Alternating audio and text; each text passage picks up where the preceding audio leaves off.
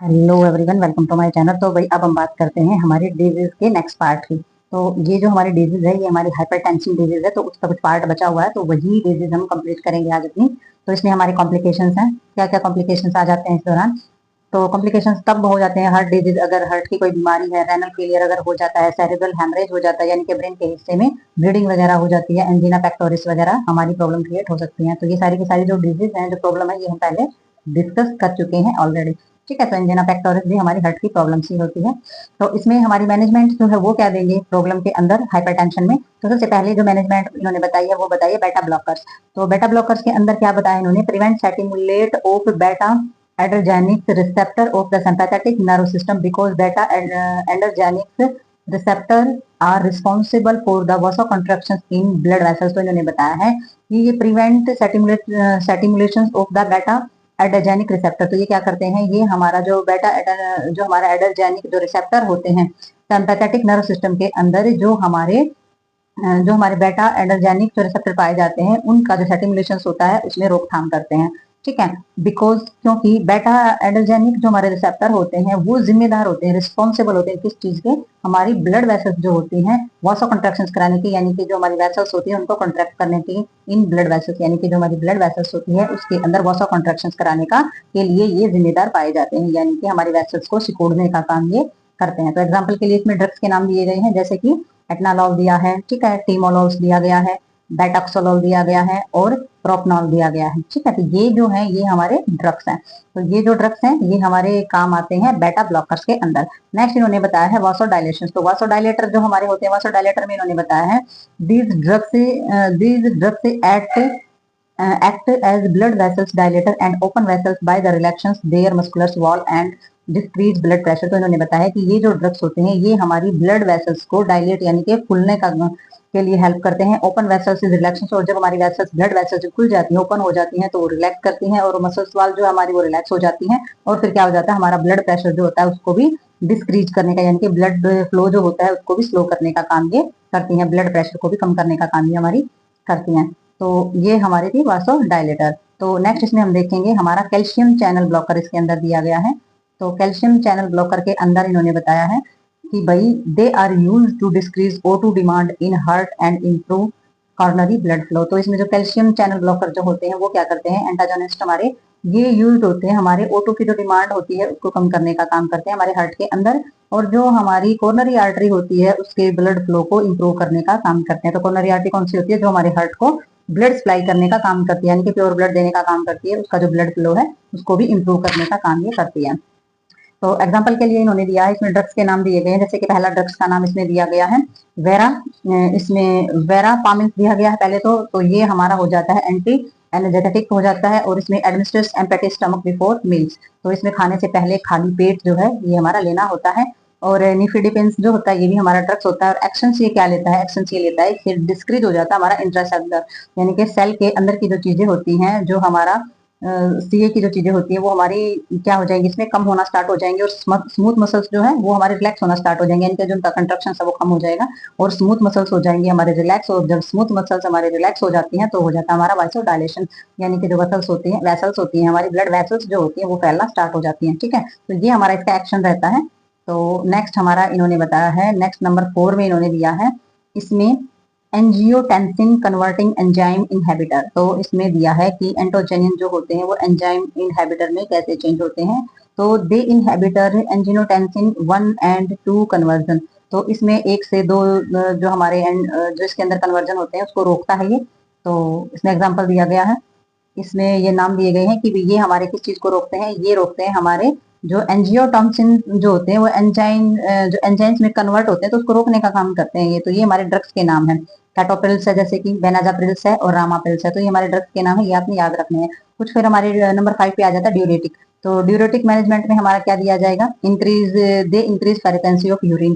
तो इसमें यूरिन की जो फ्रीक्वेंसी होती है वो बढ़ जाती है, ऐसा ड्रग्स दिए जाते हैं, जैसे कि थाइजाइड यानी कि 40 ग्राम्स दिया जाएगा, और फोरोसेमाइड्स जो होते हैं वो 20 ग्राम्स दिया जाएगा। तो ड्रग्स के नाम है, ड्रग्स के कुछ नाम आपने याद रखने हैं, ज्यादा नहीं है, बस 2 ही दे रखे हैं इसमें। और ड्रग्स के नाम याद होने बहुत ज्यादा जरूरी है, कि 2 नंबर के क्वेश्चन में जरूर आते हैं, एग्जाम में भी, प्रैक्टिकल में भी, और टेस्ट जो हमारा एग्जाम जो हमारा जॉब के लिए टेस्ट होते हैं उसमें तो आ ही जाते हैं। तो नर्सिंग मैनेजमेंट में इन्होंने बताया, नर्सिंग मैनेजमेंट में हमने क्या करना है, मॉर्निंग जो हमारी मॉनिटरिंग ब्लड, जो मॉनिटर ब्लड प्रेशर रेगुलर, तो रेगुलर आप ब्लड प्रेशर चेक करोगे, ठीक है। एडमिनिस्ट्रेशन मेडिकेशन से एज ऑर्डर, जो भी ऑर्डर किया गया है उसी तरीके से दवाइयां जो है पेशेंट को एडमिट करानी है आपने, ठीक है। तो सारी की सारी दवाइयां उसी प्रकार से देनी, प्रोवाइड कराना अपने पेशेंट को कंफर्ट रेस्ट, और आपने फॉलोवर पोजीशन जो है पेशेंट को देनी है, ताकि पेशेंट जो है वो डायजिपिनिया यानी कि सांस लेने की दिक्कत फील ना कर सके, उसे अच्छे से सांस आ सके, रेस्पिरेटरी ट्रैक्ट से कोई प्रॉब्लम क्रिएट ना हो। तो इंस्ट्रक्शंस देने हैं आपने पेशेंट को, रिड्यूस वेट, अगर उसका वजन बहुत ज्यादा है तो वो वजन कम करने के लिए आप उसको बोलें, और अवॉइड करें, पेशेंट को बोलें कि वो स्मोकिंग, अल्कोहल और जो स्ट्रेस है, तनाव वगैरह अगर किसी चीज का है तो उसको भी वो अवॉइड करे, इस तरीके से आपने उसको एडवाइस देनी है। और इंस्ट्रक्शंस देने हैं आपने एक्सरसाइज और डेली मॉर्निंग वॉक के लिए, कि भी हर रोज सुबह आपने वॉक करनी है और एक्सरसाइज जरूर करनी है। शराब, स्मोकिंग, स्ट्रेस सब कुछ छोड़ देना है। किस पोजीशन में आपको सोना है, आरामदायक आपने स्थिति में रहना है, दवाइयाँ टाइम पे लेनी है और ब्लड प्रेशर हर रोज चेक कराना है। तो ये सारी की सारी नर्सिंग मैनेजमेंट के अंदर हमारी आ जाती है। तो की ऑफ मैनेजमेंट में इसमें दिया गया है, अगर आप इसके सारे चीजों को याद रखना चाहते हैं सारे पॉइंट के, तो इसमें ABCD दिया गया है। इसमें इनहेबिटर्स का मतलब है कि आप मेडिकेशन टाइम पे लें, बी ब्लॉकर्स आपने टाइम पे लेने, चैनल ब्लॉकर्स आपने लेने हैं, ड्यूरेटिक है, एक्सरसाइज है, फूड रिस्ट्रिक्शंस है वो भी आपने ध्यान रखने हैं, और गुड हैबिट्स, ठीक है। तो ये सारी की सारी चीजें इसमें आ जाती है। तो हम आगे देखेंगे हम इसमें नर्सिंग मैनेजमेंट, डायग्नोज देखेंगे। नर्सिंग मैनेजमेंट को हम देख ही चुके हैं, इसमें हमारा आ जाता है नर्सिंग डायग्नोज। तो नर्सिंग डायग्नोज के अंदर हमने क्या देखना है, नर्सिंग डायग्नोज में सबसे पहले उन्होंने बताया risk for decrease cardiac output related to increase vascular resistance vasoconstriction. तो सबसे पहले आपने रिस्क फॉर किस चीज का खतरा देखना है, डिक्रीज कार्डियक आउटपुट। तो जो हमारा कार्डियक आउटपुट जो कम हो जाता है उससे रिलेटेड जो हमारा खतरा बना रहता है, तो उससे रिलेटेड जो हमारा जो इंक्रीज हो जाता है वस्कुलर रेजिस्टेंस जो है, यानी कि ब्लड वेसल्स के अंदर जो रुकावट होती है और वासा कंट्रक्शन हो जाता है, यानी कि वेसल्स जो सिकुड़ना स्टार्ट कर देती हैं, तो उससे रिलेटेड जो खतरा होता है उसको आप जरूर देखेंगे।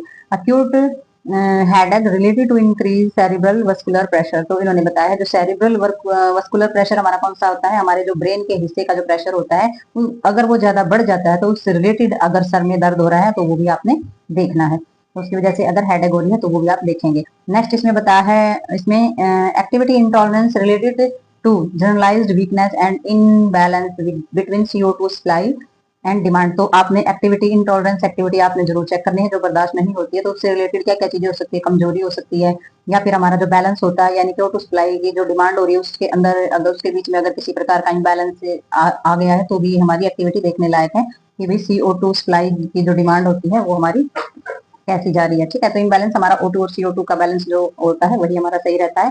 इम्बैलेंस बिटवीन CO2 अगर आ जाता है, उसकी डिमांड रहती है, तो वो हमारी एक्टिविटी इंटॉलरेंस होती है हमारी, ठीक है। तो इसमें ineffective coping related to multiple lifestyle changing situations, crisis and the disease condition. तो आपने इन इफेक्टिव जो हमारी चीजें होती हैं वो सारी की सारी देखनी है, जैसे कि हमारा मल्टीपल लाइफस्टाइल्स होता है, ठीक है। तो हमारी जो जीवन शैली होती है उसमें अगर किसी तरीके का चेंज आ जाता है, सिचुएशनल परिस्थितियां की वजह से कोई प्रॉब्लम होती है, या हम फिर हमारी बीमारी की जो कंडीशन होती है, तो उससे रिलेटेड और अप्रभावी जो चीजें होती हैं उसके बारे में आपने जरूर देखना है।